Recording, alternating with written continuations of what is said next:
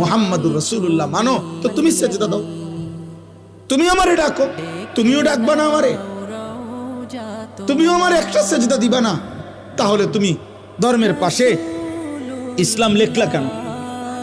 তোমার জন্ম নিবন্ধনে ধর্মের পাশে ইসলাম লেখলা কেন?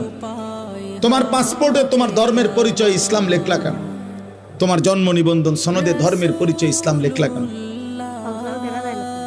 এই জন্য কোরআনুল কারীমের মধ্যে আছে, কিয়ামতের দিন আল্লাহ তাআলা ফেরেশতাদেরকে বলবে, প্রত্যেকটা পাপীকে দুইজন লোক সহ একসাথ করো। এক, পাপীকে; দুই, পাপীর সঙ্গীকে; তিন, পাপ কাজে সে নির্ভর করেছে যার উপরে তাকে।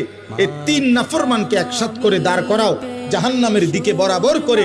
আমি আল্লাহ ওয়াকিফুহুম ইন্নাহুম মাসউলুন, একটা একটা করে আমি আল্লাহ জিজ্ঞেস করব, বান্দা কেন আমার নাফরমানি করেছো?